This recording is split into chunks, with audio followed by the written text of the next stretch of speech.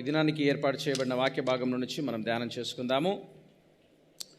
యోహాను రాసిన మొదటి పత్రిక 2వ అధ్యాయము 12, 13, 14 వచనాలు మనం చదువుకుందాము. బైబిల్ తీసి నాతో పాటు వాక్యాన్ని గమనించండి. చిన్న పిల్లలారా, ఆయన నామమును బట్టి మీ పాపములు క్షమించబడినవి గనక మీకు వ్రాయుచున్నాను. తండ్రులారా, మీరు ఆది నుండి యున్నవానిని ఎరిగి ఉన్నారు గనక మీకు వ్రాయుచున్నాను. యవనస్తులారా, మీరు దుష్టుని జయించి ఉన్నారు గనక మీకు వ్రాయుచున్నాను. 14వ వచనము, చిన్న పిల్లలారా, మీరు తండ్రిని ఎరిగి ఉన్నారు గనక మీకు వ్రాయుచున్నాను. యాక్చువల్గా చెప్పాలంటే 14వ వచనము ఇక్కడ స్టార్ట్ అవుతుంది. ఒరిజినల్ లాంగ్వేజ్లో మనం ఆలోచిస్తే, తండ్రులారా, మీరు ఆది నుండి ఉన్నవాన్ని ఎరిగి ఉన్నారు గనక మీకు వ్రాయుచున్నాను. యవనస్తులారా, మీరు బలవంతులు, దేవుని వాక్యము మీ యందు నిలుచున్నది, మీరు దుష్టుని జయించి ఉన్నారు గనక మీకు రాయిచున్నాను. దేవుడు తన మాటలు మన వెనుకట్లో దీవించునుగాక. చిన్న ప్రార్థన. తండ్రి, మీకు స్తోత్రములు. మేమెల్లప్పుడూ మీ నామాన్ని స్మరించటము, మీరు చేసిన కార్యములన్నింటినీ కూడా గుర్తు చేసుకునే అవకాశాన్ని మీరు మాకు ఇస్తూ ఉన్నారు. అందును బట్టి మీకు వందనములు చెల్లిస్తున్నాము. మా జీవితాల్లో ఏ పరిస్థితులు జరిగినా, ఏ సంగతులు జరిగినా అంతా మా మేలుకే, అంతా మా మంచికే. మమ్మల్ని మీ స్వారూప్యములోనికి, మీ ప్రియకుమారుడు యేసుక్రీస్తు వారి స్వారూప్యంలోనికి మార్చడానికే అన్ని సంఘటనలు, మీరు ఉద్దేశించిన సంఘటనలు, సన్నివేశాలు మా జీవితంలోనికి అనుమతిస్తారు. అందును బట్టి మీకు వందనాలు చెల్లిస్తున్నాము. ఇది నాన్న మరొకసారి మీ వాక్యాన్ని ధ్యానం చేసే అవకాశాన్ని మీరు మాకు ఇచ్చారు. ఈ వాక్యాన్ని మేము ధ్యానం చేస్తూ ఉండగా మీ దయా దాక్షిణ్యము మా మీద ఉంచమని, మీరే మహిమ పొందుకోమని నాయన, ఏ విషయంలో కూడా ప్రభా మిమ్మల్ని నిర్లక్ష్య పెట్టే సమయ సందర్భాలు మాలో రాకుండా మీరు సహాయం చేయమని యేసు నామములో ప్రార్థిస్తున్నాము తండ్రి, ఆమేన్. దేవుని యొక్క వాక్యంలో నుంచి ఈ 14వ వచనం వరకు, 12వ వచనం నుంచి 14వ వచనం వరకు ఈ దినాన మనం ధ్యానం చేసుకుందాము. పోయిన కొన్ని వారాల నుంచి మనము ఈ యోహాను రాసిన మొదటి పత్రికలో నుంచి మనం ధ్యానం చేస్తూ ఉన్నాము. వాక్యాన్ని ధ్యానం చేయడానికి, లేకపోతే బోధించడానికి, నేను చదవడము, ధ్యానం చేయడం ద్వారా నాకెన్నో విధాలుగా ఆత్మీయ విషయాలు అర్థం చేసుకోవడానికి, నన్ను నేను సరిచేసుకోవడానికి, నేను నేర్చుకున్న సంగతులు, విషయాలు మీకు నేర్పించడానికి, మీకు బోధించడానికి, మిమ్మల్ని అందరూ కూడా ఆత్మీయతలో పురికొల్పాలి, ఆత్మీయతలో ఆలోచింప చేయాలన్న ఉద్దేశంతో నాకిచ్చిన అవకాశము, నాకిచ్చిన దీవెనగా నేను భావిస్తూ వాక్యంలో రాయబడిన ఈ 3 వచనాల్లో నుంచి ఈ దినాన మీతో నేను పంచుకోవడానికి ఇష్టపడుతున్నాను. మనము పోయిన వారంలో నుంచి గమనించినట్లయితే, చిన్నపిల్లలారా అనే మాటతోనే 2వ అధ్యాయం 1వ వచనం ప్రారంభిస్తున్నాడు. ఆ తర్వాత వారి యొక్క ఆత్మస్థితి ఏ విధంగా ఉండాలి, దేవుడు యేసుక్రీస్తు దేవుణ్ణి ఏ విధంగా మనకు ఉత్తరవాదిగా ఇచ్చాడు, ఆయన ద్వారా ప్రాయశ్చిత్తం ఏ విధంగా కలిగింది, ఈ సంఘటనలన్నీ బోధిస్తూ ఆ తర్వాత ఆత్మ సంబంధమైన విషయాలు ఆజ్ఞల రూపంలో, యేసుక్రీస్తు ఇచ్చిన ఆజ్ఞల రూపంలో వారికి తెలియజేస్తూ ఈ 12వ వచనం నుంచి మనం చదివినట్లయితే ఈ 3 వచనాల్లో 3 రకాల వ్యక్తుల గురించి తెలియజేసినట్టుగా మనం గమనిస్తాము. ఈ 3 రకాల వ్యక్తులు మనము దృష్టిలో పెట్టుకుంటే, ఈ పరిచయ వాక్కుల తర్వాత వచ్చిన సంఘటన గుర్తుపెట్టుకుంటే, ఈ 3 రకాల వ్యక్తులు, చిన్నపిల్లలు, యవనస్తులు, తండ్రులు, లేకపోతే వృద్ధులు, ఫాదర్స్ అని ఉంది, ఓకే, తండ్రులు. ఈ 3 రకాల వ్యక్తులు 3 రకాల ఎదుగుదల దశలు, ఆత్మీయ స్థితిలో క్రైస్తవులు ఈ 3 దశల్లో ఉంటారు. 3 దశల్లో వారి ఆత్మీయ జీవితం అనేది కనిపిస్తుంది అని. యాక్చువల్లీ ఇక్కడ చెప్తే పిల్లలు, యవనస్తులు, తర్వాత తండ్రులు అనే మాట శారీరకంగా సంఘములో ఉన్న వ్యక్తుల గురించి రాయబడిన మాట కాదు. మనము తీతుకు రాసిన పత్రికలో 2వ అధ్యాయంలో చూసాము. అక్కడ వృద్ధులు, వృద్ధ స్త్రీలు, యవన పురుషులు, యవన స్త్రీలు అని చూస్తాం. అంటే అది ఏజ్కు సంబంధించిన మాటలు అవి. ఏ ఏజ్లో, ఏ వయసులో ఉన్నవారు అయినప్పటికీ కూడా ఆ వయసులో వారికి ఇవ్వాల్సిన సూచనలు, సలహాలు వాక్యంలో నుంచి ఇవ్వబడ్డాయి. కానీ ఇక్కడ రాయబడిన పిల్లలు, యవనస్తులు, తండ్రులు అనే మాట ఆత్మీయ జీవితంలో ఉన్న 3 దశలు, 3 లెవెల్స్. పిల్లల విధంగా ఏ విధంగా ఉంటారు, యవన దశలో ఉన్న వారి యొక్క ఆత్మీయ స్థితి ఏ విధంగా ఉంటుంది, పెద్దలు లేకపోతే ఇంకో విధంగా చెప్పాలంటే తండ్రులుగా ఉన్న వారి యొక్క ఆత్మీయ స్థితి ఏ విధంగా ఉంటుంది అనే సంగతిని ఇందులో రాస్తాడు. నేను ఈ మధ్యలో ఒక దేవుని యొక్క సేవకుడు మాట్లాడుతున్నప్పుడు ఒక మాట విన్నాను. ఆ మాటను నేను మళ్ళీ మీకు చెప్తాను, గుర్తుంచుకోండి. జన్మించిన శిశువు ఎదగాలి. ఏ నెలకు ఏ సంవత్సరానికి కావలసిన ఎదుగుదల ఆ నెలకు ఆ సంవత్సరానికి రావాలి. పుట్టిన వ్యక్తి ఎదగాలి. ఎదగడం అనేది మానసికంగా, శారీరకంగా, ఆరోగ్యంగా అన్ని దశల్లో ఎదగాలి. ఎదగకపోతే ఏదో ఒక లోపం ఉన్నదని దాని యొక్క అర్థం. పుట్టిన వ్యక్తి ఎదగాలి. ఎదిగిన వ్యక్తి ప్రయోజకుడుగా ఉండాలి, ఉపయోగమైన వ్యక్తిగా ఉండాలి. మన పిల్లల నుంచి అదే మనం ఆశిస్తాము. ఇంకొకసారి ఒక సేవకుడు అన్నాడు ఒక మాట ఏంటంటే, జీవమున్న చోటనే ఎదుగుదల ఉంటుంది. ఎదగడం అనేది ఎక్కడ ఉంటుందనంటే, రాళ్ళు ఎదగవు, చెట్లు పెరుగుతాయి. రాళ్ళు పెరగవు, ఏం పెరుగుతాయి? చెట్లు పెరుగుతాయి. ఎందుకంటే చెట్లకు జీవం ఉంటుంది కాబట్టి. ఈ జీవం అనేది లేకపోతే ఈ ఎదుగుదల అనేది ఏ విధంగా వస్తుందంటే, పాపపు ఒప్పుకోలు, రక్షణ, ఆత్మీయ జీవితంలో అర్థం చేసుకున్నప్పుడు ఎదుగుతారు. ఎదగడం లేదనంటే రక్షణ ఉన్నదా? మొదటగా ఆలోచించాలి. రక్షణ అంటే ఏంది? నీ పాపములు నీ ఒప్పుకోవాలి, దేవుని ఎదుట ఒప్పుకొని వాటిని విడిచిపెట్టాలి, ప్రభు ఎదుట కనికరం పొందాలి, రక్షింపబడతావు. రక్షింపబడిన వ్యక్తి మాత్రమే ఎదుగుతాడు, ఎదిగిన వ్యక్తి మాత్రమే ప్రయోజకుడుగా ఉంటాడు. ఈ వాక్య భాగంలో 12 నుంచి 14 వచనాల్లో 3 దశల్లో ఉన్న వ్యక్తులు, 3 దశలు లేకపోతే స్టేజెస్, లెవెల్స్ ఉన్న వ్యక్తులు మనకు కనిపిస్తారు. ఒకటి చిన్నపిల్లలు. వీళ్ళు ఎవరు అంటే గ్రంథకర్త చెప్తున్నాడు, వీళ్ళు నూతనంగా ఆత్మీయతలో జన్మించిన వ్యక్తులు, క్రొత్త క్రైస్తవులుగా మార్చబడి ఆత్మీయ జీవితంలో ఎదగటానికి ప్రయత్నించేవారు, యేసుక్రీస్తును అంగీకరించిన వారు, పాపక్షమాపణ రక్షణ పొందుకున్నవారు.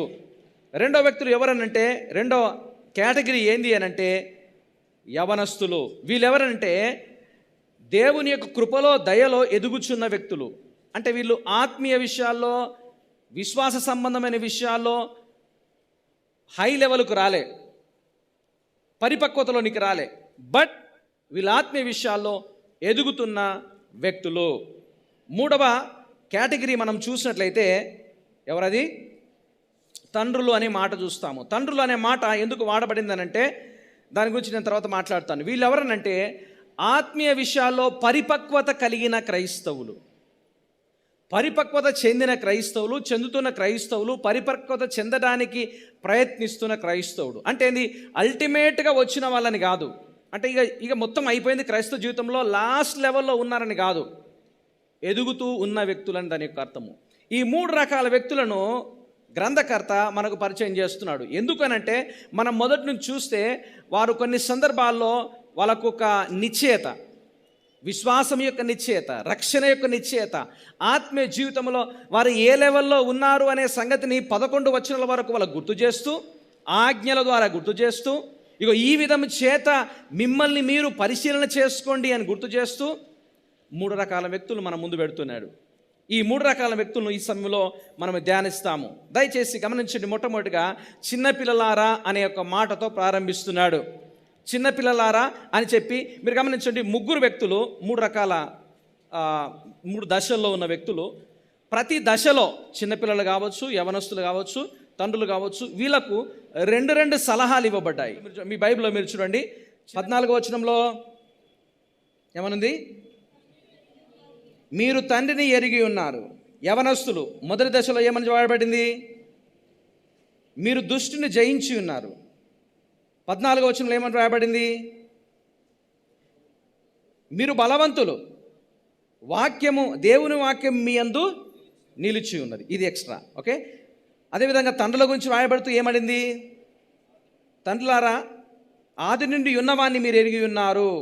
అదేవిధంగా ఆది నుండి ఉన్నవాడిని మీరు ఎరిగి ఉన్నారన్న మాట పదే చెప్పబడ్డది. దీన్ని మనం ఆలోచిస్తే చిన్నపిల్లలు ఈ 2, యవనస్తులు ఈ రెండు, లేకపోతే వృద్ధులు పెద్దవాళ్ళు అదే పదాన్ని 2 సార్లు ఒక్కని చెప్పినట్టుగా వాక్యంలో చూస్తాము. అసలు దీని యొక్క అర్థం ఏంది మనం ఆలోచిస్తే, మొట్టమొదటిగా దేంతో ప్రారంభిస్తున్నట్టే క్రైస్తవుడు ప్రతి విషయంలో ఎదగాలి. ఓకే, ఎదుగుదల కలిగిన క్రైస్తవునిగా ఉండాలి. లేకపోతే ఇంకో విధంగా చెప్పాలంటే క్రైస్తవుని యొక్క ఎదుగుదల అనేది కనిపించే విధంగా ఉండాలి. క్రైస్తవుని యొక్క ఎదుగుదల, ఈ క్రైస్తవుని యొక్క ఎదుగుదల ఏ విధంగా ఉంటుంది అని అంటే, చిన్నపిల్లలతో ప్రారంభిస్తూ అంటున్నాడు, క్రైస్తవులు క్షమించబడిన వారు. ఎవరి చేత? యేసుక్రీస్తు చేత క్షమించబడిన వారు. మీరు ఆలోచించండి, క్షమించబడడం అంటే కేవలము ఏదో ఒకరోజు సారీ అని చెప్పినంత మాత్రాన దేవుడు ఫర్గివ్ అన్నంత మాత్రాన్ని కాదు. ఈ క్షమించబడడం అంటే నీ జీవితంలో జరిగిన సంఘటనలు, క్రియలు, పాపపు జీవితం అనేది ఆయనను విశ్వసించినప్పుడు, ఆయనను నమ్ముకున్నప్పుడు ఆయన క్షమించాడు. క్షమించబడినావు. నిన్ను తీర్పులోనికి రాకుండా ఆయన నిన్ను క్షమించాడు. ఇదేని బిడ్డలారా మీరు గమనించండి, ఆ క్షమించబడిన వ్యక్తులు, రక్షింపబడిన వ్యక్తులు, రెండవ మాటలో ఇక్కడ చిన్నపిల్లారనే మాట 2 సార్లు వాడబడింది. మొదటిసారి ఏమో చిన్నపిల్లారా, తర్వాత 14వ వచనంలో కూడా చిన్నపిల్లారా. ఈ 2 ఒరిజినల్ లాంగ్వేజ్లో, కరెక్ట్ భాషలో, ముందు మూల భాషలో 2 ఒక పదాలు కాదు. మొదటి పదమేమో టెక్నాన్ అని వాడబడింది, రెండోసారి ఏమో ఫైడెన్ అని రాయబడింది, లేకపోతే పైడియా అని. పైడియా అంటే ఏంది? పిల్లలే, కానీ మరీ చిన్నపిల్లలు కాదు, మరీ అంత తెలిసిన వాళ్ళు కాదు. పైడియా, పిడియాష్యూర్. ఎంతమంది అవుతారు ఇక్కడ? Okay, PediaSure. పిడియాట్రిస్ట్ అంటే ఏంది? చిన్నపిల్లల డాక్టర్. పెడాగోజీ అని అంటారు, అంటే ఏంది? నేర్పించేవాడు, టీచర్. కదా అవుతుందా? పైడియా అనే మాట ఏంటంటే చిన్నపిల్లలే, కానీ మరీ చిన్నపిల్లలు కాదు, కానీ ప్రతి విషయంలో ఒకరి సలహాలు, ఒకరి ఇన్స్ట్రక్షన్స్, ఒకరి సూచనలు తప్పనిసరిగా అవసరము అనే సంగతిని ఈ మాటతో తెలియజేస్తున్నాడు. మీరు ఒక సంగతి తెలుసుకోవాలి చిన్నపిల్లారా, అంటే బేసిక్గా ఇప్పుడిప్పుడే ఆత్మీయ సంగతులు అర్థమవుతున్న వారిని ఉద్దేశించి మాట్లాడుతున్న మాట ఏంటంటే, మీరు క్షమించబడ్డారు, మీరు క్రీస్తునందు విశ్వాసం ఉంచినారు కాబట్టి ఆయన మిమ్మల్ని శిక్షలోనికి తేకుండా, శిక్షకు సంబంధించిన నరక సంబంధమైన విషయాలపైన పరిగణలోకి తీసుకోకుండా ఆయన మిమ్మల్ని క్షమించినాడు కాబట్టి మీరు క్షమించబడినట్టుగా ఆయన సలహాలు, సూచనలు పాటించాలి. ఇంకో సంగతి ఏం తెలుసా? ఇక్కడ 2 విషయాలు చెప్తున్నాడు. ఏంటంటే మీరు తండ్రిని ఎరిగి ఉన్నారు. ఇక్కడ బేసిక్ పాయింట్ మీరు ఆలోచించండి. అడ్వాంటేజ్ ఏంటంటే, లాభకరమైన మాట ఏంటంటే మీరు తండ్రిని ఎరిగి ఉన్నారు కాబట్టి. ఓకే, లాభకరమైన మాట, లేకపోతే అంగీకరించే మాట. నెగిటివ్ పాయింట్ ఏంటంటే, డేంజర్ ఏంటంటే మీరు అన్ని విషయంలో జాగ్రత్తగా ఉండాలి. మీరు ఎరిగి ఉన్నారు. మీరు ఆలోచించండి, చిన్నపిల్లలకు తల్లిదండ్రులు ఎవరో తెలుసు. దయచేసి ఆలోచించండి, తండ్రిని మీరు ఎరిగి ఉన్నారు. పాపక్షమాపణ, రక్షణ చేత ఆయన దేవుడు, ఆయన రక్షకుడు, ఆయన అన్ని విధాలా నీకు సహకారి అనే సంగతిని నువ్వు గుర్తెరుగుతున్నావు, నువ్వు ఎరిగి ఉన్నావు. ప్రియ దేవుని బిడ్డలారా, దేవుని యొక్క వాక్యము చేత రక్షణ, మారు మనసు పొందిన బేసిక్ క్రిస్టియన్స్, కొత్తగా నూతనంగా ఆత్మీయ సంగతులు అర్థమవుతున్న క్రైస్తవులు గుర్తించవలసిన విషయం ఏంటంటే, ఆ తండ్రిని మనము ఎరిగి ఉన్నాము. ఆ తండ్రి మనకు తెలుసు. ఆ తండ్రి మన జీవితంలో కార్యాలు చేయగలడు. పాపము నుండి, నరకము నుంచి రక్షించగలిగిన శక్తి, సామర్థ్యాలు ఆయనకున్నాయి. అనుదిన జీవితంలో కాపాడడానికి కావలసిన శక్తి, సామర్థ్యాలు ఆయనకున్నాయి అని ప్రతి క్రైస్తవుడు తప్పనిసరిగా నమ్మాలి. ఇందులో ఉన్న డేంజర్ ఏం తెలుసా? చిన్నపిల్లలకు ఆలోచన శక్తి చాలా తక్కువ. మంచిదా, చెడుదా, టేస్ట్ ఎట్లుంది, ఇది ఎట్లుంది, అది ఎట్లుంది, ఇది పనికిరాందా, పనికి వచ్చేదా అని పిల్లలు ఏ విధంగా గుర్తుపడతారు చెప్పండి? ఏ విధంగా గుర్తుపడతారు? ఏదైనా దొరికిందంటే ఫస్ట్ ఏం చేస్తారు? నోట్లో పెట్టుకుంటారు. ఆ తర్వాత తెలుస్తుంది అది మింగేదా, ఊంచేదా అని. డిసర్న్మెంట్ ఉండదు, ఆలోచన శక్తి ఉండదు. దేనికి పడితే దానికి వాళ్ళు పరిగెత్తా ఉంటారు. ఎన్నోసార్లు అది చాలా భయంకరంగా కూడా మారే అవకాశం ఉంటుంది. కనుక ఆత్మీయ విషయాల్లో ఇప్పుడిప్పుడే అర్థం చేసుకునే వాళ్ళకు ఉండే ఒక డేంజర్ ఏందనంటే, ఏది పడితే అది నమ్మడానికి ప్రయత్నం చేస్తారు. ఏ బోధకు సంబంధించిన విషయాన్ని పూర్తిగా ఆలోచించకుండా తొందరగా దాంట్లో వాళ్ళు నమ్మడానికి అవకాశం ఉంటుంది. దీని ద్వారా జరిగే సంగతి ఏంటంటే, ప్రియమైన దేవుని బిడ్డలారా, వారు ఆత్మీయ స్థితిలో ఎదగలేని స్థితిలో ఉండే అవకాశం ఉంటుంది. కనుక ఇక్కడ ఏమంటే, మీరు తండ్రిని ఎరిగి ఉన్నారు కాబట్టి, మీకు ఆలోచన శక్తి తక్కువ ఉంది కాబట్టి, మీరు దేవుని యందు నమ్మకంగా లేకపోతే ఆత్మీయ స్థితిలో ఉండాలని దేవుని యొక్క వాక్యం ద్వారా గుర్తు చేస్తున్నాడు. యేసుక్రీస్తు యోహాను సువార్త 10వ అధ్యాయంలో నా గొర్రెలు నా స్వరం వింటాయన్న సందర్భంలో మాట్లాడుతూ ఏమన్నాడంటే, ఆయన ఆ గొర్రెలను ఎరిగిన వాడుగా ఉంటాడు, అవి ఆయన్ను వెంబడిస్తాయనే సందర్భాన్ని మనం చూస్తాము. అదేవిధంగా వాక్యంలో చూస్తే రోమీయులకు రాసిన పత్రిక 8వ అధ్యాయం 15వ వచనంలో, మీరు దాస్యపు ఆత్మ పొందుకోలేదు కానీ దత్తపుత్ర ఆత్మను పొందుకున్నారు. దత్తపుత్ర ఆత్మ అంటే ఏంది? దేవుని యొక్క కుటుంబంలోనికి మీరు దత్తత తీసుకొని రాబడ్డారు. దత్తత తీసుకొని రాబడ్డారు అని అంటే మీరు ఆలోచించండి, నీ స్థితి ఇన్స్టెంట్గా మారిపోయింది. కుటుంబంలో పెరుగుతున్న వ్యక్తులకు, చిన్న బిడ్డలు పెరుగుతున్నప్పుడు వాళ్ళకి అన్నీ తెలుస్తాయి. ఏడ ఎంత ఉంది, ఏముంది, ఏం కథ అనేది వాళ్ళకి ఈజీగా తెలుస్తూ ఉంటుంది. ఆ కుమారునికి తేడా తెలియదు. ఓకే, ఆస్తుల పట్ల కావచ్చు, స్వాతంత్రం పట్ల కావచ్చు, స్వేచ్ఛ పట్ల కావచ్చు, తేడా తెలియదు. కానీ ఎప్పుడైతే ఒక వ్యక్తిని దత్తత తీసుకుంటారో, రోడ్డు మీద ఉన్న వ్యక్తిని, ఏదో మురికివాడలో జీవిస్తున్న వ్యక్తిని, ఒక మంచి సంపన్న వ్యక్తి దత్తత తీసుకున్నప్పుడు, ఆ దత్తత తీసుకున్నప్పుడు స్థితి మారిపోతుంది, అవకాశాలు మారిపోతాయి. సో దేవుని యందు విశ్వాసం ఉంచిన మనము కూడా ఆయన కుటుంబములో దత్తత తీసుకుని రాబడ్డాము. ఆ యొక్క అవకాశాలన్నీ కూడా, ఆత్మీయ స్థితిలో ఉన్న అవకాశాలన్నీ కూడా ఇవ్వబడ్డాయనే సంగతిని దేవుని యొక్క వాక్యం ద్వారా చూస్తుంటున్నాము. ప్రియ దేవుని బిడ్డలారా, మీరు గమనించండి. పిల్లలారా, మీ పాపములు క్షమించబడి ఉన్నవి. పిల్లలారా, మీరు తండ్రిని ఎరిగి ఉన్నారు కాబట్టి నేను రాస్తున్నానని ఒక చిన్న ప్రారంభ దశలో ఉన్న క్రైస్తవులను ఉద్దేశించి మాట్లాడుతున్నాడు. రెండవ దశలో మనం గమనిస్తే, మొట్టమొదటిగా క్రైస్తవుడు క్షమించబడ్డాడు. రెండవది, క్రైస్తవుడు యేసుక్రీస్తు యొక్క శక్తి చేత దుష్టుని జయించిన వారు. ఇక్కడ రెండు విషయాలు మాట్లాడుతుంటే గమనించండి. విశ్వాస విషయంలో యవన దశలో ఉన్న వ్యక్తులుగా, ఓకే, ఒక మంచి దశలో ఉన్న వ్యక్తులుగా విశ్వాసం ద్వారా రక్షింపబడిన వారు ఎదుగుతున్నారు. ఎదిగిన వారి గురించి మాట్లాడుతూ రెండు విషయాలు చెప్తున్నారు. ఒకటి, మీరు దుష్టుని జయించారు. రెండవది, మీరు బలవంతులు. ఆ తర్వాత దేవుని వాక్యం మీలో నిలిచి ఉన్నది.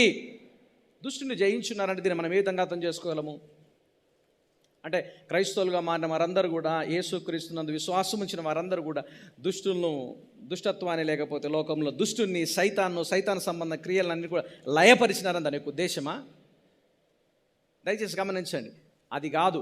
ఎందుకంటే దీన్ని మనం ఏ విధంగా అర్థం చేసుకోవాలంటే, యేసుక్రీస్తు మనకంటే ముందుగా ఆయన మరణించాడు, సమాధి చేయబడ్డాడు, సమాధుల నుంచి లేచాడు, మరణాన్ని జయించాడు, దుష్టుని జయించాడు, లోకములో ఉన్న పాపాన్ని జయించాడు. ఈ లోకములో ఉన్న ప్రతి అతిక్రమణ క్రియను ఆయనకు అంటకుండా ఆయన పరిశుద్ధంగా జీవించాడు. ఆయనను వెంబడిస్తున్న వారు, దయచేసి గమనించండి, ఆయన వెంబడిస్తున్న వారు ఆయన బోధించిన వాక్యాన్ని, సిద్ధాంతాలను, విలువలను జయించిన వారుగా ఉండాలి. ఎందుకు తెలుసా? వీళ్ళు బలవంతులని ఉంది. ఏంటది? బలవంతులు. 4:14 వచనంలో మీరు బలవంతులు. ఇంకో విషయం ఏంది? దేవుని వాక్యం మీలో నిలిచి ఉన్నది. వాక్యం మీలో ఉంది కాబట్టి, ఆ వాక్యం మిమ్మల్ని నడిపిస్తుంది కాబట్టి, ఏది మంచిది, ఏది చెడుది, ఏది చేయదగింది, ఏది చేయకూడదు, ఏది అంగీకరించాలి, ఏది అంగీకరించకూడదు అనే ఒక శక్తి, బలము, ఆలోచన యవనస్తులుగా ఎదుగుతున్న మీకు ఉన్నది కాబట్టి మీరు ధన్యులు. మీకు అవకాశం ఇవ్వబడిందనే సంగతిని దేవుని యొక్క వాక్యంలో గుర్తు చేస్తున్నాడు. మన స్థితి ఒకప్పుడు ఎఫెసీయులకు రాసిన పత్రిక 2వ అధ్యాయంలో చూస్తే, మన అపరాధముల చేత, మన పాపముల చేత మనం చచ్చిపోయిన వాళ్ళము. ప్రభువు మనల్ని రక్షించుకున్నాడు, మన పాప బంధకాల నుంచి విడిపించాడు. రోమీయులకు రాసిన పత్రిక 6వ అధ్యాయంలో చూస్తే, మనం పాప బంధకంలో ఉన్న వ్యక్తులను ఆయన మనల్ని స్వేచ్ఛాపరులుగా చేశాడు. గమనించండి, వీటి నుండి తప్పించాడు. కానీ విషయం ఏం తెలుసా? రక్షింపబడిన క్రైస్తవుడు పాపపు యొక్క శిక్ష నుంచి తప్పించుకున్నాడు, కానీ పాపపు యొక్క ప్రభావము నుంచి తప్పించుకోలేడు.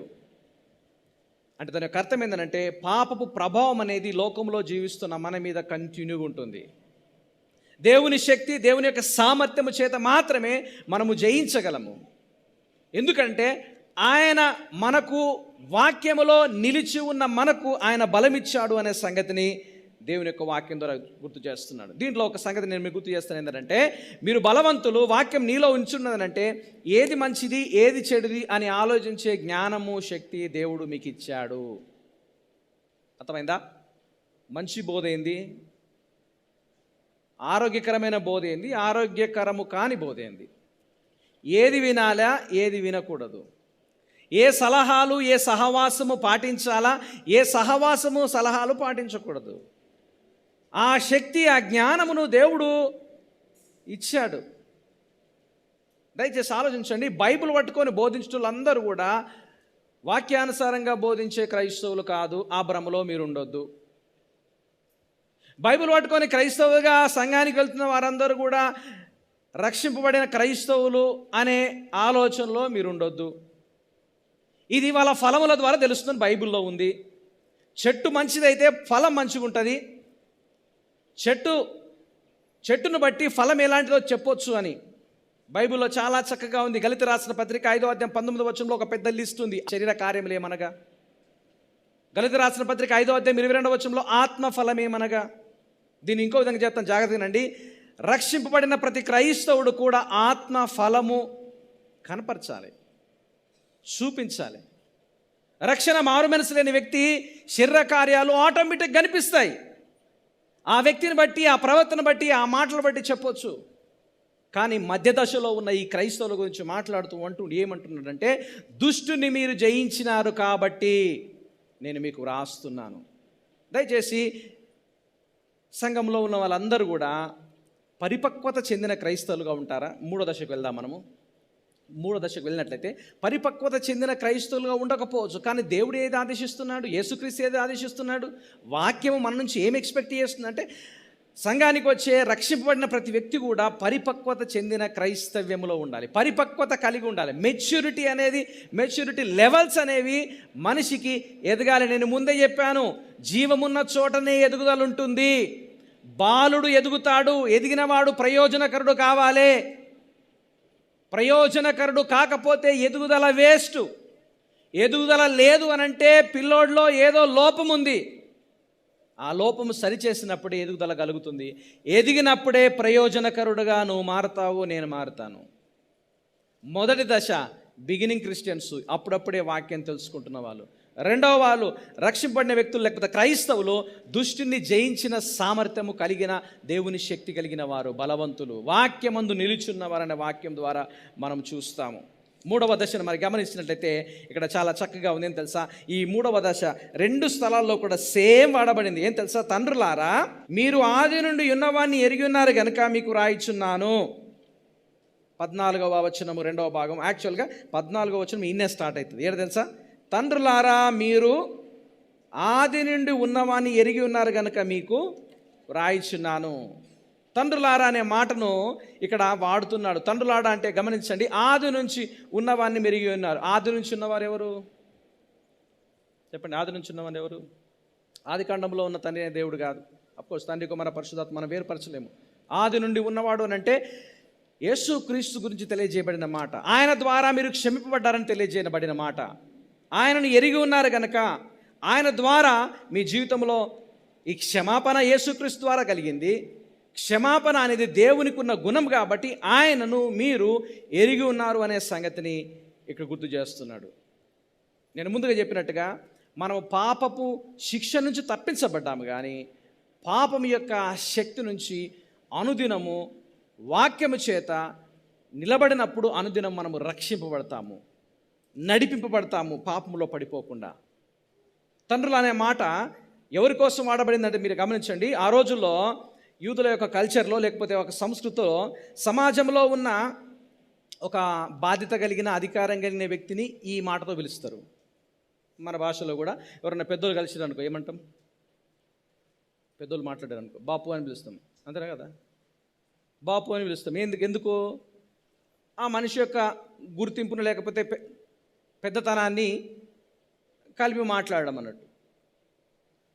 ఆ రోజుల్లో కూడా ఈ మాట యూదుల్లో అధికారం కలిగిన, బాధ్యత కలిగిన వ్యక్తులకు వాడబడింది.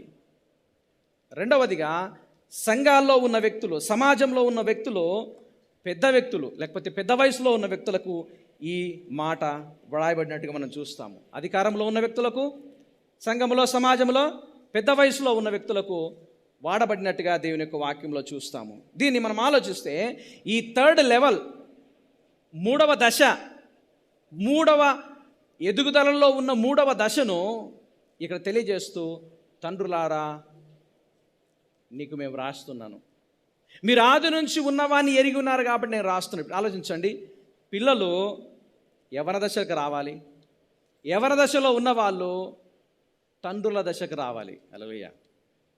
మీకు అర్థమవుతుందా? దీన్ని మనము వాక్యానుసారంగా ఆలోచిస్తే ఇప్పుడిప్పుడే వాక్యాన్ని అర్థం చేసుకున్న వాళ్ళు, ఇప్పుడిప్పుడు వాక్యం అర్థం చేసుకున్న వాళ్ళు ఎదగాలి, బలంగా నిలబడాలి, సత్యమైంది ఏంది, అసత్యమైంది ఏందని గుర్తించాలి, దేనికి సమయం ఇవ్వాలి, దేనికి సమయం ఇవ్వకూడదు ఆలోచించాలి. ఒకవేళ ఇది కానీ లేకపోతే నువ్వు మొదటి దశలోనే ఉన్నట్టుగా లెక్క. మొదటి దశలో కూడా నువ్వు నిజంగా అవగాహన లేకపోతే నీకు రక్షణ లేదన్నట్టు లెక్క. రక్షింపబడిన వ్యక్తి రెండవ దశలోనికి రావాలి, రెండవ దశలో ఉన్న వ్యక్తి పరిపక్వతలోనికి రావాలి. ఇక్కడ గమనించండి, వయసుతో తేడా లేదు దీనికి. వయసులో ఉన్న వాళ్ళందరూ కూడా బాగా ఎదిగిన వారని కాదు దాని ఉద్దేశం. మీరు ఆలోచించండి, క్రైస్తవులుగా చాలా దినాల నుంచి క్రైస్తవులుగా మేము మారినాము, క్రైస్తవులుగా ఉన్నాము అన్నంత మాత్రాన ఆ లెవెల్కి వచ్చినట్టుగా దాని అర్థము. వయసులో ఉన్న వాళ్ళందరూ కూడా కొన్నిసార్లు వయసుకు తగిన పనులు చేయరు, ప్రవర్తన ఉండదు, మాటలు ఉండవు, ఆలోచనలు ఉండవు. సేమ్ అదేవిధంగా క్రైస్తవ్యంలో కూడా ఎన్నో సంవత్సరాల నుంచి క్రైస్తవులుగా ఉన్నానని పేరు చెప్పుకున్నంత మాత్రాన అలాంటి లెవెల్ ఆఫ్ మెచ్యూరిటీ అనేది ఉండకపోవచ్చు. ఎందుకు? వాక్యం వాళ్ళు నిలబడలేదు కాబట్టి, వాక్యం వారి జీవితంలో ఉండదు కాబట్టి. ఇక్కడ గమనించండి, దేవుని యొక్క వాక్యంలో చూస్తే ఆత్మీయంగా జ్ఞానంగా ఉన్నప్పుడు, ఆత్మీయంగా జ్ఞానంగా తెలివి కలిగి ఉండడం మాత్రమే కాదు, కానీ వాక్యం అనేది అనుదిన జీవితంలో అనుసరించాలి, అది మన జీవితంలో పని చేయనియాలి. ఇక్కడ గమనించండి, మనం 3 తేడాలు ఎంతవరకు చూసాము. పిల్లలు యవనులుగా మారారు, యవనులుగా ఉన్నవాళ్ళు తండ్రుల దశకు వచ్చారు, తండ్రుల దశకి రావాలి. నేను ముందుగానే చెప్పాను ఏంటంటే, క్రైస్తవులు ప్రతి ఒక్కరు కూడా ఈ స్థితిలో ఉండాలని దేవుడు కోరుకుంటున్నాడు, ఈ స్థితికి రావాలని దేవుడు కోరుకుంటున్నాడు. అంటే అందరూ కూడా ఆత్మస్థితిలో పరిపక్వత ఒకే లెవెల్లో ఉండాలనిగా దాని ఉద్దేశము. ఇప్పుడు బైబుల్ అండర్స్టాండింగ్ నేను చేసుకునే విధానం వేరు, ప్రతిభ చేసుకునే విధానం వేరు, మా పిల్లలు చేసుకునే విధానం వేరు. మీకు అర్థమవుతుందా? బట్ మేమందరం కూడా దేన్ని అర్థం చేసుకోవడానికి ప్రయత్నం చేస్తున్నాము? దేవుని వాక్యాన్ని. బోధించేవారు అర్థం చేసుకోవడానికి ప్రయత్నం చేస్తారు, విన్నవారు అర్థం చేసుకోవడానికి ప్రయత్నం చేస్తారు. ఇప్పుడిప్పుడే వాక్యంలో ఎదగడానికి ప్రయత్నం చేస్తున్నవారు కూడా ఈ వాక్య విలువలను అర్థం చేసుకోవడానికి ప్రయత్నం చేస్తారు. దయచేసి గమనించండి, దేవుని వాక్యము జీవితంలో పనిచేయడం ద్వారా మాత్రమే ఈ ఎదుగుదల అనేది సాధ్యపడుతుంది. వాక్యాన్ని మన జీవితంలో పనిచేయనిస్తే ఈ యొక్క వాక్యం ద్వారా మాత్రమే ఈ ఎదుగుదల అనేది కలుగుతుంది అనే సంగతిని దేవుని యొక్క వాక్యం ద్వారా మనం గుర్తు చేస్తుంటున్నాను. ప్రియ దేవుని బిడ్డలారా, వాక్యంలో ఒక చక్కటి మాటను తెలుసా? ఎదగకపోవడానికి గల కారణం ఏంటంటే, హెబ్రీయులకు రాసిన పత్రిక, బైబిల్ తీయండి నాతో పాటు, 5వ అధ్యాయము 12వ వచనం నుంచి ఈ విధంగా ఉంది. కాలమును బట్టి చూస్తే ఏమనుందంట? మీరు బోధకులుగా ఉండవలసిన వారై ఉండగా దేవోక్తులలో మొదటి మూల పాఠములను ఒకడు మీకు మరలా బోధింపవలసి వచ్చెను. మీరు పాలు త్రాగవలసిన వారే గాని బలమైన ఆహారం తిరగలవారు కారు. మరియు పాలు త్రాగు ప్రతివాడు శిశువే గనక నీతి వాక్య విషయములో అనుభవము లేనివాడై, అంటే సమయాన్ని బట్టి, కాలాన్ని బట్టి, లేకపోతే సీనియారిటీని బట్టి మిమ్మల్ని చూస్తే మీరు బోధకులుగా ఉండాలి. ఒకరికి బోధించే సామర్థ్యం, ఒకరిని ఆత్మతో నడిపించే విషయము, ఒకరికి కౌన్సిలింగ్ చేసే ఒక శక్తి సామర్థ్యాలు ఆ యొక్క స్థితికి రావాలి. కానీ ఇక్కడ గ్రంథకర్త అక్కడ ఉన్న వారిని ఉద్దేశించి మాట్లాడుతున్నాడు ఏంటంటే, బోధించే సామర్థ్యం కలిగిన స్థితికి రావాల్సిన మీరు మూల పాఠాల్లో ఇంకా ఎదిగే స్థితిలో ప్రారంభ దశలోనే ఉన్నారు. అది ఎంత మాత్రం మంచిది కాదు అని దేవుని వాక్యము. కానీ ఒక సంగతి ఏం తెలుసా, లాస్ట్ వచనం చూస్తే, వయస్సు వచ్చిన వారు అభ్యాసము చేత మేలును కీడును వివేచించుటకు సాధకము చేయబడిన జ్ఞానేంద్రియములను కలిగి ఉన్నారు గనక బలమైన ఆహారము వారికి, అంటే ఏంది, ఏది మంచిది, ఏది చెడుది, ఏది చేయాల్సింది, చేయకూడదు, ఇవన్నీ మీరు ఎరుగున్నారు కాబట్టి ఈ బలమైన ఆహారం అనేది మీకు తగుతుంది, మీరు తీసుకోగలరు. ప్రియ దేవుని బిడ్డలారా, ఇక్కడ గమనించండి, 3 లెవెల్లో, 3 రకాల విభాగాల్లో, 3 దశల్లో క్రైస్తవులు కనిపిస్తూ ఉంటున్నారు. నా ప్రశ్న ఏంటంటే, ఈ 3 దశల్లో ఉన్న క్రైస్తవులు ప్రతి సంఘంలో ఉంటారా? ఉండొచ్చు. ఇది సమయాన్ని బట్టి ఉంటుందా? సీనియారిటీని బట్టి ఉంటుందా? కాదు. గమనించండి, కొంతమంది ఎన్నో సంవత్సరాలుగా ఉన్నా కానీ ఎదగలేని స్థితిలో ఉంటారు. కొంతమంది ఇప్పుడిప్పుడే ఆత్మీయ విషయాల పట్ల అవగాహన కలిగి త్వరగా ఎదగడానికి ప్రయత్నం చేస్తారు. నేను ముందే చెప్పాను, ఆరోగ్యమున్న చోటనే, జీవమున్న చోటనే, ఆరోగ్యమున్న చోటనే ఎదుగుదల ఉంటుంది. పుట్టినవారు ఎదగాలి, ఎదిగిన వారు ప్రయోజనకులుగా కావాలి. ప్రియ దేవుని బిడ్డలారా, ఇక్కడ సంగతి చెప్తానండి, మన కుటుంబంలో మన పిల్లల మీద ఆశ పెట్టుకొని మన పిల్లల నుండి ఏ విధంగా మనం ఆశిస్తామో, దేవుడు కూడా దేవుని సంఘములో ఈ విధంగా ఎదగాలని దేవుడు కోరుకుంటున్నాడు. ఒకవేళ ఎదగకపోతే ఏదో ప్రాబ్లం ఉంది, ఏదో సమస్య ఉంది, ఏదో సరైన విధంగా, మీరు మన పిల్లలను చూసిర్రా? మన పిల్లలు, మన జనరేషన్లో ఉన్న మనము, మన పిల్లలు మనకంటే పొడవైపోయారు, చూసిరా? ఉన్నారా లేదా? వాళ్ళకి న్యూట్రిషన్ కరెక్ట్ అందింది, వాళ్ళ ఎదుగుదలకు కావలసిన పోషకాలు కరెక్ట్ అందినాయి. మీరు చూడండి, మా డానీ ఎట్లున్నాడు? వాళ్ళ తాత అట్లుండేనట. ఆలోచించండి. ఎదుగుదల లేదు అనంటే పోషకాలు అందట్లేదు అనంటే ప్రాబ్లం ఏం తెలుసా? ఎదగకపోవడానికి 3 కారణాలు చెప్తాను, వినండి. ఒక ఇంగ్లీష్ పోయెట్, ఒక కవి ఈ విధంగా రాశాడు. ఇంగ్లీష్లో ఆయన పేరు ఓడెన్ నాష్ అని. ఆయన రాశాడు ఏంటంటే, పరిపక్వత లేని జీవితానికి అలవాటు పడితే అది ఎప్పటికీ అట్లనే ఉంటుంది. అదవుతుందా?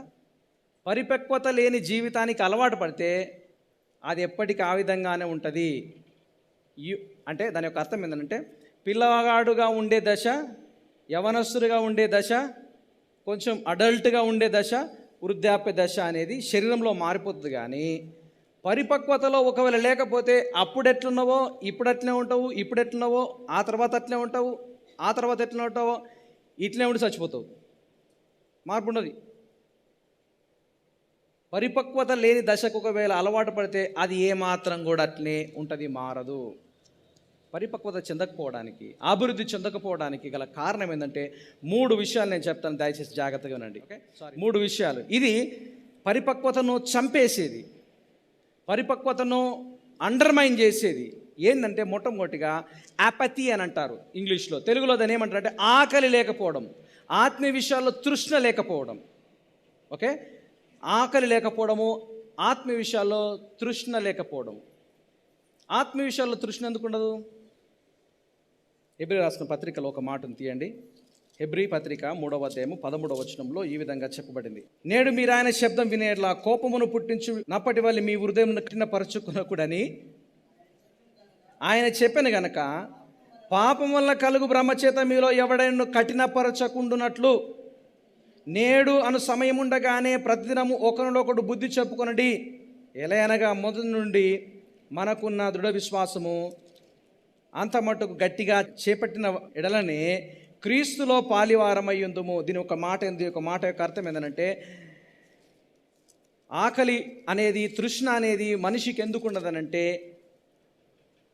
హృదయం కాఠినం అయిపోయింది. మన భాషలో చెప్పారంటారా, మొండేలు అయిపోయారు. హృదయం అనేది మొండితనంకి వచ్చింది. ఆకలి లేదు, దేవుని గురించిన అవగాహనలో ఎదగడం లేదు.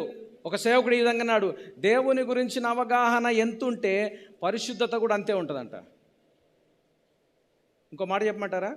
పిండి ఎంత ఉంటే, గట్టిగా, నువ్వు దేవుని గురించిన అవగాహన ఎంతుంటే నీ ఆత్మీయ జీవితంగా అంతే ఉంటుంది. లోకము గురించిన అవగాహన ఎంత ఉంటే నీ జీవితం అంతే ఉంటుంది. చాలా సందర్భాల్లో నేను కవి చెప్పినట్టుగా ఎదగడానికి, పరిపక్వత చెందడానికి మనుషులు ఇష్టపడరు, సరిచేసుకోవడానికి ఇష్టపడరు. కారణం ఏంటంటే హృదయంలో తృష్ణ లేదు, ఆలోచన లేదు, ఆకలి లేదు. మనిషికి ఆకలి లేకపోతే అని అర్థం ఏంది? ఆరోగ్యంగా లేడన్నట్టు, రోగంతో ఉన్నాడన్నట్టు. ఆరోగ్యంగా లేనని గుర్తు. టైంకి ఆకలి ఏంటంటే నీకు ఆరోగ్యం ఉందని లెక్క. ఎంతమందికి అవుతుంది? మొట్టమొదటిగా ఆకలి లేకపోవడము, అనగా ఆత్మీయ విషయాల పట్ల తృష్ణ లేకపోవడము. ఇది పరిపక్వతలో నీ పరిపక్వత లోపించింది అనడానికి ఒక గుర్తు. రెండవది ఏంటంటే తెలుసా? సోమరితనము. ఏంటది? సోమరితనము. చాలాసార్లు సోమరితనం ఏమనుకుంటామంటే ఏదో చర్చలు నిద్రపోయేటోళ్ళు, లేటుగా లేచేటోళ్ళు, వీలే కాదు సోమరులు. ఆత్మీయతలో పరిపక్వతలో లేకపోవడానికి ఆకలి లేకపోవడము సోమరితనము. ఆకలి లేకపోవడం అంటే ఏంటంటే నాకేం పట్టింపు లేదు. సోమరితనం అంటే ఐ డోంట్ కేర్, నాకు అవసరం లేదు. చాలాసార్లు నాకు అవసరం లేదు. దయచేసి గమనించండి. ఒక కఠోర సత్యం ఏం తెలుసా? ఒక ఆయన ఈ విధంగా అన్నాడు. కఠోర సత్యం ఏంటంటే చాలామంది క్రైస్తవులు వ్యక్తిగత క్రమశిక్షణ ద్వారా ఎదగడానికి ఇష్టపడరు.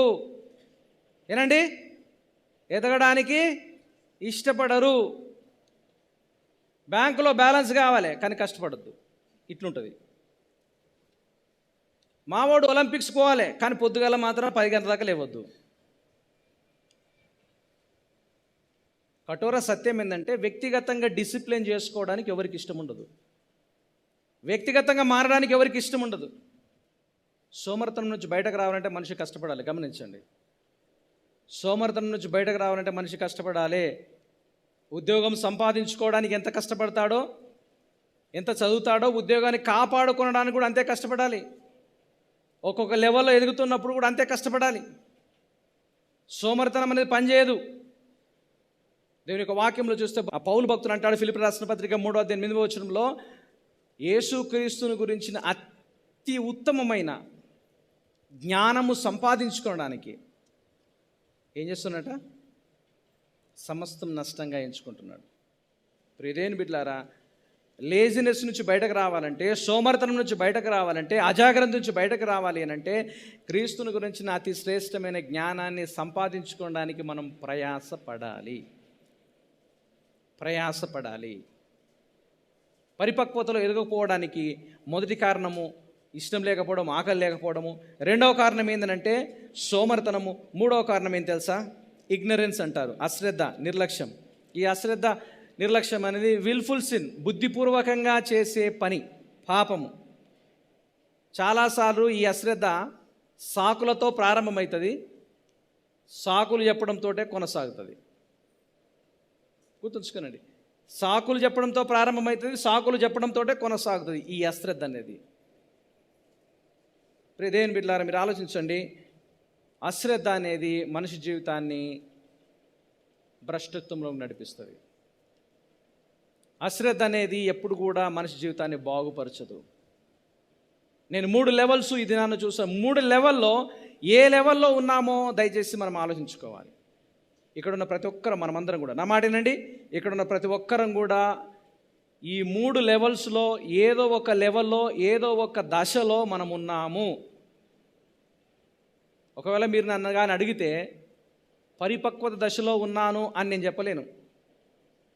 అంతదాకా నేను రాలేను. ఇంకా ఆ విషయాన్ని నాకు తెలుసు, నేను గ్రహించగలను. కానీ దేవుడు కోరుకునేది ఏంటంటే ఆ దశలో నీకు అందరు రావాలని. అందరు రావాలంటే కొంచెమన్నా ప్రయత్నం చేయాలి కదా, కొంచెమన్నా నష్టంగా ఎంచుకోవాలి కదా, కొంచెమన్నా నీ జీవితాన్ని వాక్యం చేత నింపబడాలి కదా. ప్రియ దేవుని బిడ్డలారా, ఆలోచించండి. 2015వ సంవత్సరంలో ఒక పాస్టర్ నాకు ఒక పుస్తకం ఇచ్చాడు. ఆ పుస్తకం చదువుతున్నప్పుడు దాంట్లో ఒక లెసన్ వచ్చింది. ఓకే, ఆ లెసన్ ఏంటంటే ఇమ్మెచ్యూరిటీ అనే ఒక పాయింట్ అనుకుందాం. ఓకే, ఇమ్మెచ్యూరిటీ అనే పాయింట్ వచ్చింది. ఈ ఇమ్మెచ్యూరిటీ గురించి చదువుతూ ఉంటే నాకు ఒక బలపరిచే ఒక సత్యం తెలిసింది. అందులో ఏముంది తెలుసా? ప్రతి సంఘములో పరిపక్వత లేకపోతే మెచ్యూర్డ్, అందరు జాగ్రత్తనండి, ప్రతి సంఘంలో పరిపక్వత చెందిన క్రైస్తవులు కావాలి. వారు మాదిరిగా ఉండాలి, దేవుని రాజ్య వ్యాప్తి కోసము పనిచేయాలి. ప్రతి క్రైస్తవ సంఘములో, ప్రతి సంఘములో కూడా పరిపక్వత చెందిన వ్యక్తులు ఉండాలి. వాళ్ళు పరిచర్య చేయాలి, దేవుని యొక్క రాజ్యం కొరకు వారు పని చేయాలి. నన్ను బాగా కదిలించిన మాట ఏం తెలుసా? అక్కడ ఆయన ఇట్లా గీత పెట్టి వాళ్ళ సంఘం పేరు రాసి వదిలేసిండు. దాని అర్థం ఏంటంటే ప్రతి సంఘంలో అన్నట్టుగా ఆయన AGF అని రాసిండు, అమేజింగ్ గ్రేస్ ఫెలోషిప్ అని. ఆలోచించండి, ఆయన ఏమన్నాడంటే ప్రతి సంఘంలో, అంటే మా సంఘంలో కూడా ఇలాంటి వాళ్ళు కావాలి అని ఆయన తన సంఘం పేరు రాసుకున్నాడు. ఒక మాట చెప్తానండి, 9 సంవత్సరాల తర్వాత నేను చదివిన దాన్ని, ఓకే, 9 సంవత్సరాల తర్వాత ఈ వారంలో నేను చదివినప్పుడు నన్ను ఆలోచింపజేసిన మాట ఏంటంటే ప్రతి పాస్టర్ కూడా ఇదే విధంగా కోరుకుంటాడు, ప్రతి సంఘ కాపరి కూడా ఇదే విధంగా కోరుకుంటాడు. ప్రతి సంఘములో పరిపక్వత చెందిన క్రైస్తవులు కావాలి, ఆత్మీయతలో ఎదిగే క్రైస్తవులు కావాలి, ఆత్మీయతలో బలపడే క్రైస్తవులు కావాలి.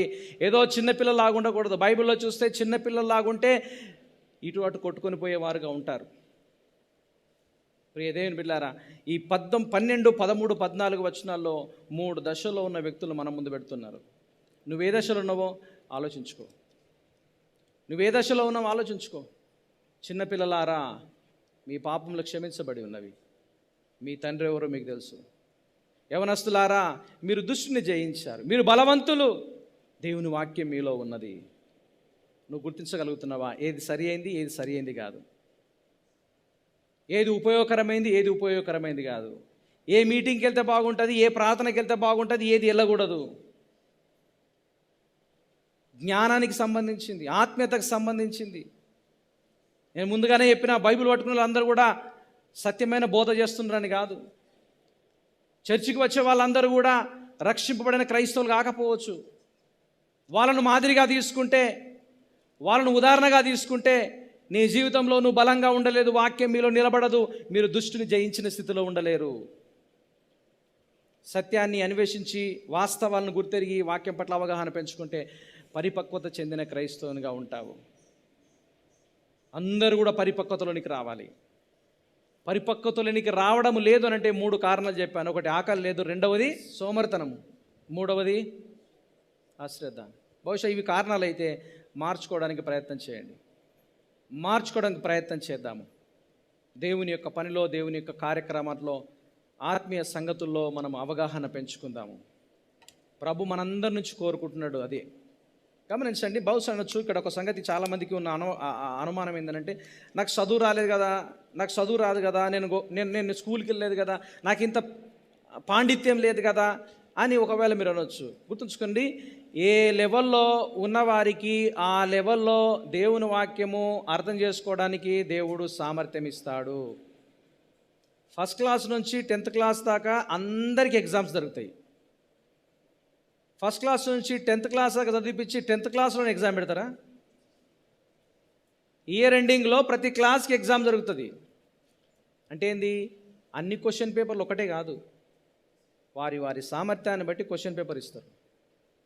గుర్తుంచుకోనండి, నువ్వు చిన్నపిల్లవాడుగా ఉండి నేర్చుకుంటున్నావా, నీ సామర్థ్యాన్ని బట్టే దేవుడు నీకు నేర్చుకునే అవకాశం ఇస్తాడు. యవనస్తుగా ఉంటున్నావా, ఎదగడానికి నేర్చుకోవడానికి అవకాశం ఇస్తాడు. తండ్రులారా, పెద్దలుగా ఉంటున్నారా, ఎదగడానికి నేర్చుకోవడానికి అవకాశం ఇస్తాడు. విషయం ఏంటంటే, నేర్చుకోవడానికి నువ్వు అలవాటు పడితే, మార్చుకోవడానికి అలవాటు పడితే మన జీవితము అన్ని చోట్ల దేవునికి మహిమకరంగా ఉంటుంది. దయచేసి ఈ దిశగా ఆలోచిద్దాము. ఎదగకపోవడానికి గల కారణం ఏంది ఆలోచించండి. చివరిగా ఈ మాట చెప్పి నేను ముగిస్తాను. శిశువు ఎదగాలి, ఎదిగిన తర్వాత ప్రయోజనకరుడుగా ఉండాలి. శిశువు ఎదగాలి, ఎదిగిన తర్వాత ఉపయోగకరంగా ఉండాలి. ఇది మనసులో పెట్టుకోనండి.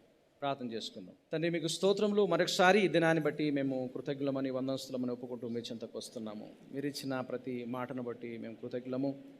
మీ వాక్యం పట్ల, మీ యొక్క పరిశుద్ధాత్మని పట్ల, మీ ప్రియకుమారుడు యేసుక్రీస్తు వారి పట్ల మేము అవగాహనలో, జ్ఞానంలో ఎదగాలని మీరు మా నుండి ఆశిస్తున్నారు. అందరిని బట్టి మీకు వందనాలు.